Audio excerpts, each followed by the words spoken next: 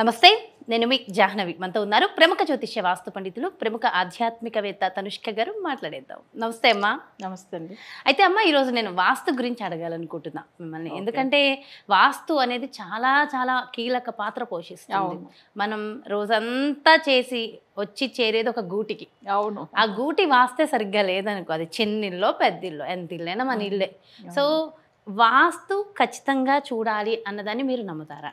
వాస్తు ఖచ్చితంగా ఉండాలి. వాస్తు ఉంది, వాస్తు అన్నది వాస్తవం అంటారు. వాస్తవం. ఎందుకంటే వాస్తు ప్రతి ఒక్క మనిషికి కాదు, దేవుళ్ళు కూడా చూడండి, కొన్ని టెంపుల్స్ ఎంత బాగా డెవలప్ అవుతూ ఉంటాయి, కొన్ని టెంపుల్స్ అలానే ఉంటాయి అసలు. సో అది వాస్తు వల్లనే. వాస్తు వల్లనే. Oh my God.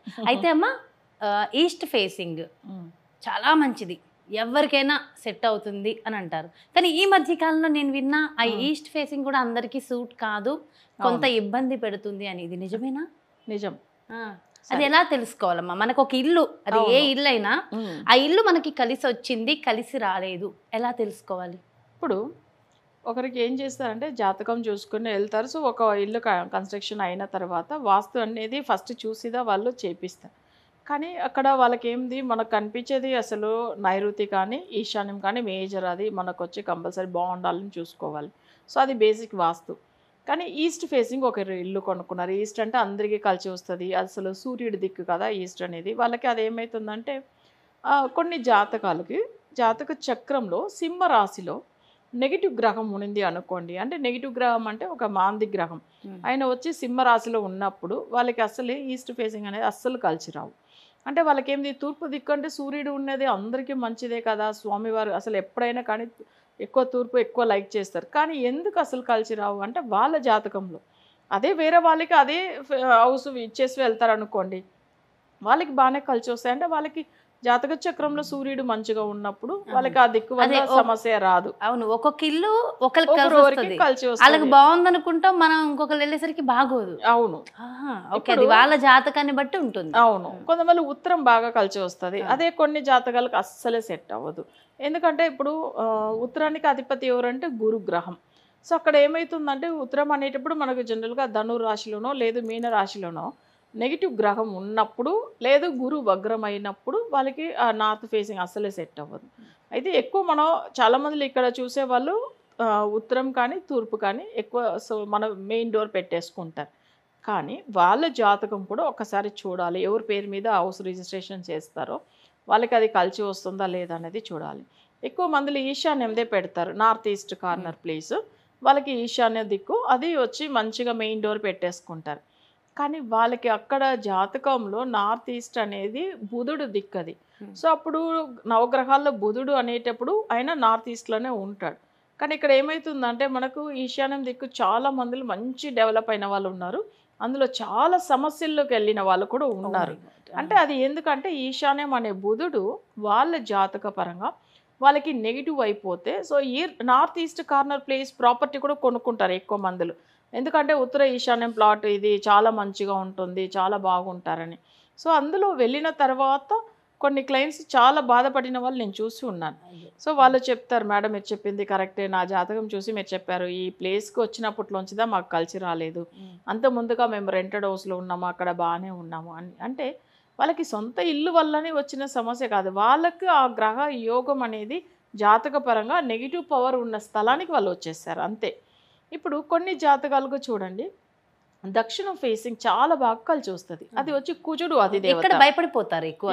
ఉత్తరం అంటే మా తెలుగు వాళ్ళం సౌత్ ఫేసింగ్ అనగానే భయపడతారు. మరి అదే నార్త్ ఇండియన్ నుంచి అంటే మార్వాడీస్ వచ్చి సౌత్ ఫేసింగ్ ఉండి సూపర్ సక్సెస్ అయిన వాళ్ళు చాలా మంది ఉన్నారు. అదే నేను అనుకుంటూ ఉంటా, మనం ఎందుకు భయపడతాము అని. అంటే కుజుడు జాతకంలో వాళ్ళకి మంచి పొజిషన్ లో ఉన్నప్పుడు సౌత్ ఫేసింగ్ అసలు చాలా బాగా కలిసి వస్తాయి. అసలు చెప్పాలంటే కుజుడు వచ్చి కొన్ని జాతకంలో అసలు మకరంలో యోగంగా ఉంటాడంటే ఉచ్చ స్థితిలో ఉంటాడు, లేదు మేషరాశిలోనో లేదు వృశ్చికంలో ఉన్నప్పుడు లేదు లాభస్థానంలో ఉన్నప్పుడు వాళ్ళకి ఏమవుతుందంటే దక్షిణం వైపు అసలు మెయిన్ డోర్ తీసుకుని వెళ్తారు అనుకోండి, చాలా బాగా కలిసి వస్తాయి వాళ్ళకి.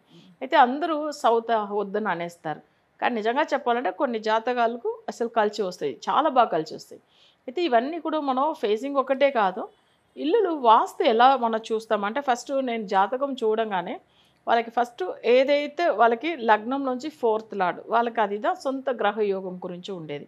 వాళ్ళు ఉన్న స్థలం వచ్చి వాళ్ళకి మంచిగా ఉందా లేదని జాతకం చూడగానే తెలిసిపోతాయి. ఒకవేళ వాళ్ళు నెగిటివ్ పవర్ హౌస్లో ఉన్నారా అనుకోండి, మనం వేసే ప్రశ్న చక్రంలోనే కనిపిస్తుంది ఏంది వాళ్ళు నెగిటివ్ పవర్ ఉన్న ఆ స్థలంలో ఉన్నారు. లేదు కొన్ని రోజుల్లోనే వాళ్ళు కొన్ని రోజుల ముందుగా వాళ్ళు కొన్ని స్థలం కొనింది వాళ్ళకి నెగిటివ్ పవర్లో కొనేసుకున్నారని నేనే చెప్తాను జాతకం చూడగానే. అసలు అది ఎందుకంటే మనకు చూపిస్తుంది వీళ్ళకి ప్రాబ్లం ఎక్కడ ఉంది, అసలు ఎందుకు వచ్చింది అన్ని ప్రశ్న చక్రంలో చూపిస్తుంది. సో మనం వచ్చి అలా కూడా మనం తెలుసుకొని దాని ప్రకారం మనం రెమెడీ ఫాలో కావచ్చుము. కానీ ప్రతి ఒక్కరికి వాస్తు అనేది చాలా ఇంపార్టెంట్. ఇప్పుడు తిరుపతిలో ఉన్న దేవుడు చూడండి, అక్కడ ఉన్న వాస్తు అసలు ఎంత మంచి ఐశ్వర్యం, అక్కడ వైబ్రేషన్ ఎంత బాగుంటుంది.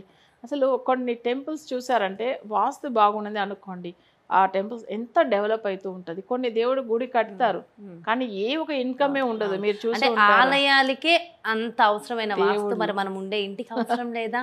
అలాగే అమ్మ కొంతమందికి కొన్ని ఇళ్లలోకి వెళ్ళిన తర్వాత కలిసి వస్తుంది బాగానే, అవును, అంటే బాగుంటది, పొజిషన్ గ్రో అవుతూ ఉంటారు. అవును, అలా అవుతున్న క్రమంలో వాళ్ళు ఇల్లు షిఫ్ట్ అవ్వచ్చు అంటారా? ఓకే, అయితే వాళ్ళకి ఏది మంచి ప్లేస్ అవి చూసుకుని వెళ్ళాలి. ఇప్పుడు ఏమవుతుందంటే చాలా బాగా కలిసి వచ్చింది కానీ వాళ్ళ వేరే ఏదైనా ఒక జాబ్ ట్రాన్స్ఫర్ గురించనో లేదు వేరే అబ్రాడ్ వెళ్ళాలన్నా ఏదైనా ఉండాలని వెళ్తారు కదా. వెళ్ళినప్పుడు కూడా వాళ్ళు ఏంటంటే వాళ్ళకి మంచిగా కలిసి వచ్చేది జాతకం చూసుకొని వెళ్తే బెస్ట్. ఎందుకంటే వాళ్ళకి ఫేవర్గా ఉన్న నెంబర్ సెలెక్ట్ చేసుకోవాలి. ఇప్పుడు ఫ్లాట్ ఒకవేళ 203 అనుకోండి, అది 5 పవర్ వస్తుంది. లేదు నార్మల్ ప్లాట్ అనుకోండి, వాళ్ళకి కలిసి వచ్చే నెంబర్ 1-2-24 లేదా 23 వస్తే 23 కలిసి వస్తుందంటే అట్లా వెళ్ళవచ్చు. అంటే మన అపార్ట్మెంట్ చూసేది ఒక్క ఫ్లాట్ చూసే నెంబర్ వేరు, మనం ఇండిపెండెంట్ హౌస్గా చూసుకుని వెళ్తే దానికి తగినట్టుగా జాతకంలో నెంబర్స్ చూడాలి మనం. సో అట్లా చూసుకుని వెళ్తే మనకేమవుతుందంటే మంచిగా కలిసి వచ్చిన స్థలానికి వెళ్ళినప్పుడు ఎక్కువ సమస్యలు తగ్గిపోతుందేమో. సో అది వచ్చి మనం జాతకం చూసి మనం తెలుసుకోవచ్చు, వాస్తుని మనం సరి చేసుకోవచ్చు. సరే జాతకంలో మనం అక్కడ ఇంటికి వెళ్ళకనే వాస్తుని ఎలా సరి చేసుకోవచ్చు అని చాలా మందికి ఒక డౌట్ ఉంటుంది.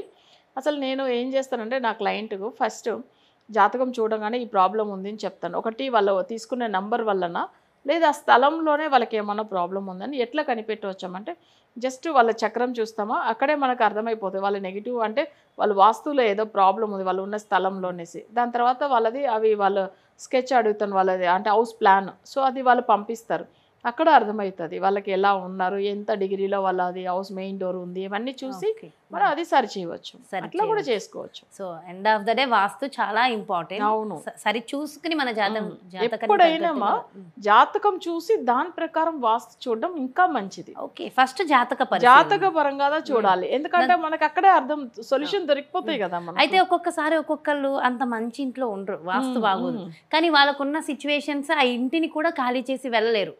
అలాంటప్పుడు పరిహారాలు ఉంటాయమ్మా దానికి? ఇప్పుడు ఎందుకు అది వెళ్ళలేదు అంటే వెళ్ళనివ్వద్దు. నెగిటివ్ వైబ్రేషన్ ఉన్నప్పుడు అసలు ఇది చాలా మంది సమస్య, ఇది ఒకటి ఉన్నది నిజం మీరు చెప్పినట్టుగా. ఎందుకంటే నేను ఒక 5 yearsగా ట్రై చేస్తున్నానండి ఇంట్లోంచి వెళ్ళాలని. ఎందుకంటే హెల్త్ బాగుండట్లేదు, ఇంట్లో గొడవలు అవుతుంది, ఫైనాన్షియల్ ఇష్యూ చాలా ప్రాబ్లంగా ఉంది, అన్ని విధంగా సమస్యలు ఉన్నాము. కానీ ఎందుకో తెలియదు ఇక్కడ నుంచి వెళ్ళాలనుకుంటే ఆ రోజు హెల్త్ ఇష్యూ వచ్చి మళ్ళీ ఆగిపోతున్నాం. వేరే హౌస్ చూడడానికే భయం వస్తుంది అంటే అట్లా చెప్తూ ఉంటారు కదా చాలా మంది. నిజం అది, అంటే వాళ్ళకి ఒక నెగిటివ్ ఎఫెక్ట్ ఉన్నప్పుడు ఆ ఇంట్లోంచి వెళ్ళనివ్వదు. అలాగే మరి ఒక ఇంట్లో బాగా కలిసి వస్తుంది బాగుంది కానీ ఇల్లు మారాలనుకుంటున్నారు, అప్పుడు కూడా వెళ్ళనివ్వదా అమ్మా? అది అప్పుడు ఏం ప్రాబ్లం లేదు, వెళ్ళనిస్తుంది. ఎందుకంటే వాళ్ళకి ఏదైనా బ్లాక్ మ్యాజిక్ జరిగి ఉంటుందా వెళ్ళనివ్వదు, మిగతాప్పుడు వెళ్తారు. అదంతా ఏం సమస్య ఏం కాదు, అంత మంచి జరుగుతూ ఉంటుంది, అట్లా బాగుంటారు. అబ్బా చాలా డీటెయిల్గా ఎక్స్ప్లెయిన్ చేశారమ్మా, థ్యాంక్ యూ సో మచ్. నమస్తే. నమస్తే అమ్మా. ఎస్, చూసారు కదండి మరి వాస్తు అన్నది వాస్తవమైన, సో దానికి సంబంధించి డీటెయిల్గా ఎక్స్ప్లెయిన్ చేస్తూ ఈస్ట్ ఫేసింగ్ మరి అందరికీ కలిసి వస్తుందా లేదా, మరి దానికి ఎలాంటి పరిహారాలు చేసుకోవాలి, జాతకం ప్రయారిటీ ఏంటి, వాస్తు ప్రయారిటీ ఏంటి, డీటెయిల్డ్గా ఎక్స్ప్లెయిన్ చేసేసారు కదా మన తనుష్క గారు. మరో ప్రత్యేకమైన కార్యక్రమంతో మరో ప్రత్యేకమైన పరిహారంతో మళ్ళీ మీ ముందుకు వచ్చేస్తాను. అలాగే పర్సనల్గా మీ యొక్క జాతకానికి సంబంధించి కానీ లేదంటే మీ ఇంటి వ్యాపార వాస్తుకి సంబంధించి కానీ లేదంటే ప్రత్యేకమైన పూజల ద్వారా మీ యొక్క సమస్యలకి చెక్ పెట్టాలి, తనుష్క గారి అపాయింట్మెంట్ కావాలి అనుకుంటే ఇంకెందుకు ఆలస్యం, వెంటనే క్రింద డిస్ప్లే అవుతున్నటువంటి నెంబర్స్కి కాల్ చేయండి, అపాయింట్మెంట్ తీసుకోండి. నమస్తే. తాకట్టులో ఉన్న బంగారాన్ని విడిపించి ఆ రోజు ఆన్లైన్ రేటుకే మేము కొంటాం. Sharma gold company.